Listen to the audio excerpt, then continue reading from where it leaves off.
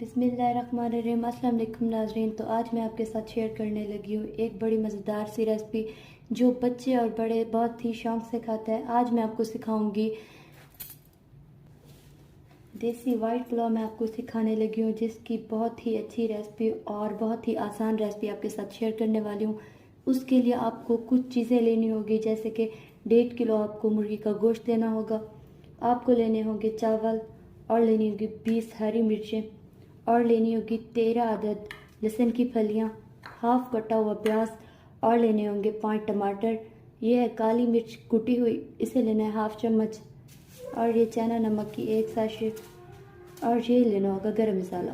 इन चीज़ों को हम चॉप कर लेते हैं। और चावल का कोई अंदाज़ा नहीं, इसीलिए हमने आपको केजी में नहीं बताया। हमने इस कटोरी में भर के लिया है। ये है 4 कटोरी हमने चावल भरे हुए हैं, जो इसमें पहले से हमने डिप करके रखे हैं। पानी में डिप करके रखने हैं, जब तक वो चावल पकेंगे तो हम फिर इस चावल को निकाल लेंगे। जी नाज़रीन, जैसे कि मैंने आपको बताया था कि हम इन चीज़ों को चॉप कर लेंगे। मैंने इन चीज़ों को चॉप कर लिया है। अब हम इसे बनाना स्टार्ट करेंगे। बिस्मिल्लाहिर्रहमानिर्रहीम। जी नाज़रीन, तो अब हम बिस्मिल्लाह कर रहे हैं। हम डाल रहे हैं इसमें घी, कुकिंग ऑयल, 4 चम्मच हम कुकिंग ऑयल के लेंगे।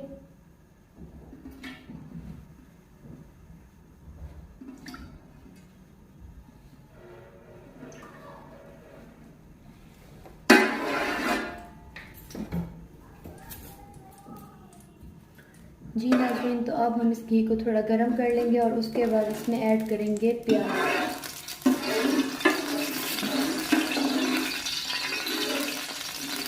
जी, तो हमारा ऑयल गर्म हो चुका है। अब हम इसमें प्याज ऐड करेंगे।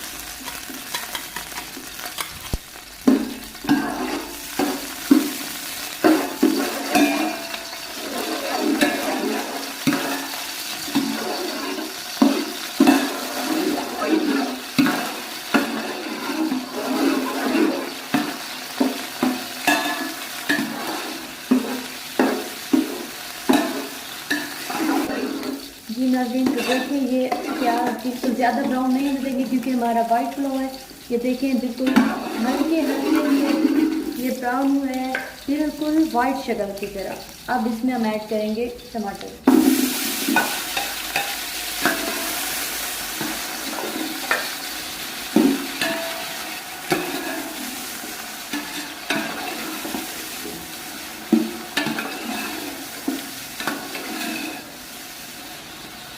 बहुत ही आसान तरीके से बनते हैं, इससे लाजमी ट्राई करें आप घर में।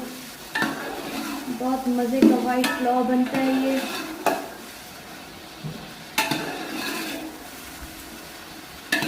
टमाटर को ऐसे मिक्स करते रहें। इसका अच्छे से जब पेस्ट बन जाए तो फिर हम इसमें और कोई चीज़ ऐड करेंगे, पहले कोई चीज़ ऐड नहीं करेंगे।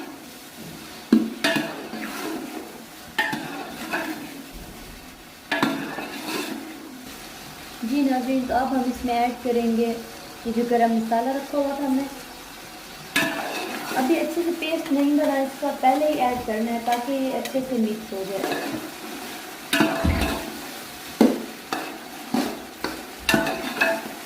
अब हम इसे अच्छे से मिक्स कर लेंगे ताकि ये ग्रेवी अच्छी सी बने, अच्छे से मसाला बन जाए इसका।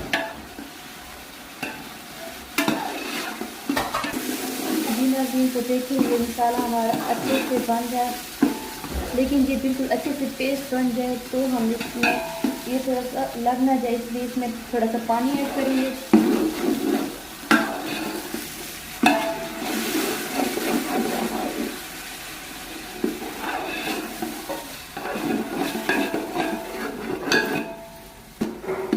जी नाज़रीन, जब आपको लगे कि ये साला नीचे से थोड़ा थोड़ा लग रहा है तो आप इसमें थोड़ा थोड़ा हल्का सा पानी ऐड कर सकते हो, जैसे कि मैंने अभी किया।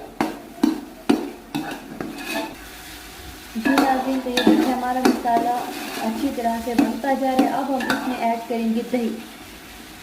1 कटोरी आपने दही लेनी है।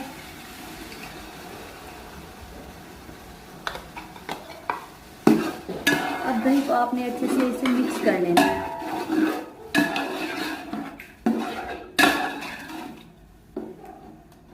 ये देखिए इस पेस्ट को आप अच्छे से मिक्स कर लेंगे दही के साथ।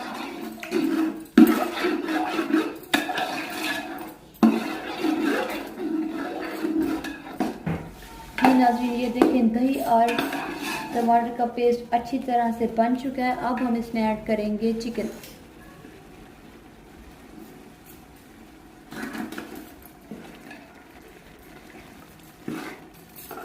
چکن کو اس میں اچھی طرح سے مکس کر لیں گے.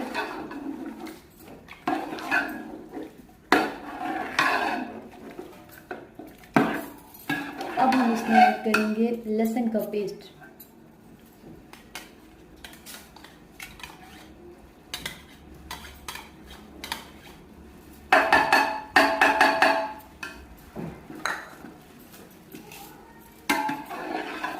انہیں اچھی طرح سے مکس کر لیں. یہ دیکھیں بہت ہی اچھے طریقے کا پیسٹ بنا ہے ہمارا. اب ہم اسے مکس کریں گے.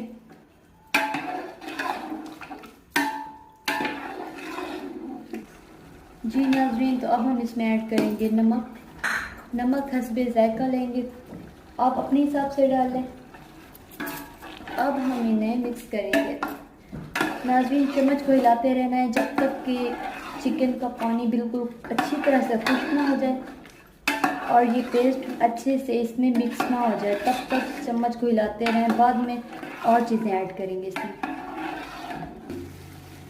جی ناظرین دیکھیں اب ہمارے چکن کا پانی تھوڑا تھوڑا خشک ہو رہا ہے. اب ہم اس میں ایڈ کریں گے گرین مرچ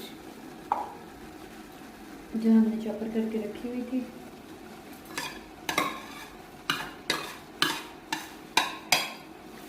آپ جتنی مرچ کھاتے ہو اس حساب سے بھی آپ ڈال سکتے ہو. میں نے اپنے حساب سے ڈالی ہے. اسے اچھے سے مکس کر لیں.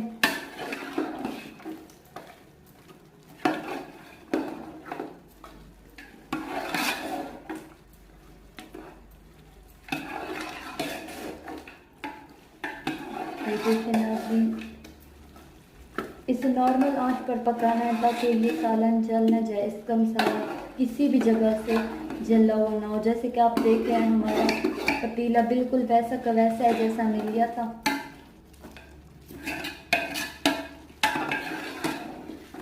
بڑا ہی مزیدار یہ وائٹ پلاؤ بنے گا ہمارا.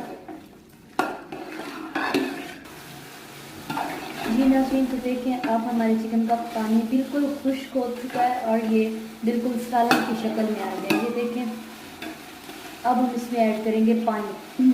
جیسے کہ میں نے آپ کو بتایا تھا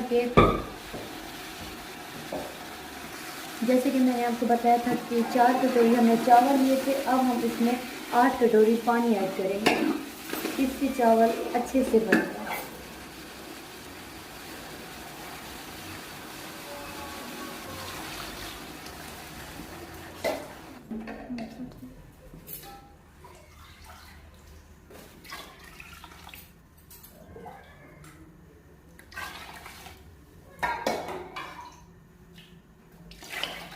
جی ناظرین تو یہ ہماری 8 کٹوری ہوگی پانی کی.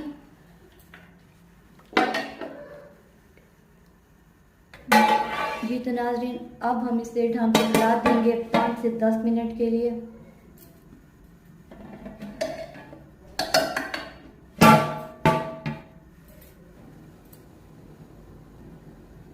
جی ناظرین تو اب ہم ڈھکن ہٹا کے دیکھتے ہیں کہ ہمارا پانی اچھے سے بوائل ہو چکا ہے یا کہ نہیں.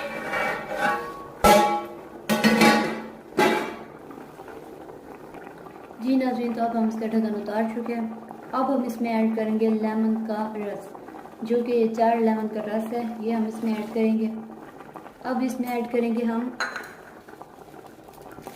چائنا نمک 1 ساشے. جی تو اب ہم انہیں مکس کر لیں گے.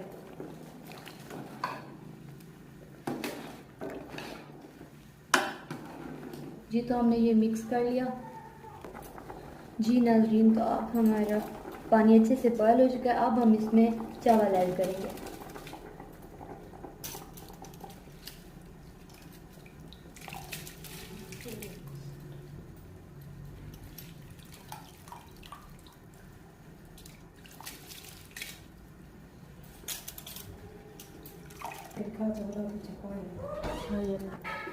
جی ناظرین اب ہم اس میں چاول ایڈ کر رہے ہیں.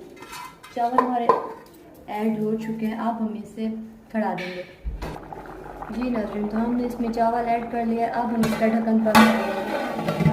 5 سے 6 منٹ اس کا ڈھکن بند رہنے دیں. اس کے بعد ڈھکن کھول کے ہم دیکھیں گے کہ ہمارے چاول کی شکل کیسی ہوگی. جی ناظرین، جیسے کہ ہمارے 5 منٹ پورے ہو گئے. اب ہم اس کا ڈھکن اتاریں گے.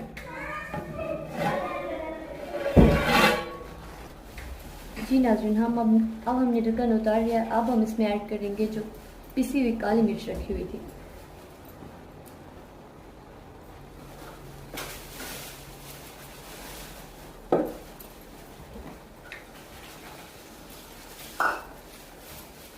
جی ناظرین، تو اب ہم اپنی کالی مرچی کو چھری کی مدد سے مکس کر لیں گے تاکہ یہ ہمارے چاول ٹوٹ نہ جائیں.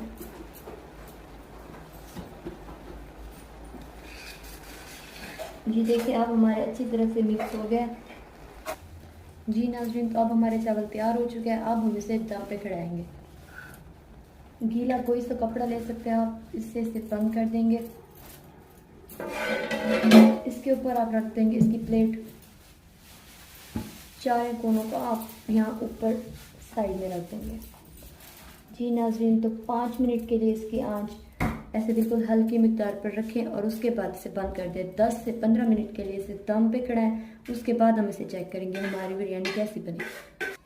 جی ناظرین، تو ہمارے 5 منٹ پورے ہو چکے ہیں. اب ہم اس کی آنچ بند کر رہے ہیں اور اب ہم اسے 10 سے 15 منٹ بعد اس کا ڈھکن کھولیں گے جب تک یہ دم پہ رہیں گے. جی ناظرین، تو ہمارے دم کا ویٹ پورا ہو چکا ہے، وقت پورا ہو چکا ہے. اب ہم اس پلیٹ کو اتار لیں گے. جی تو ماشاءاللہ بہت ہی اچھا اس کا لک ہے.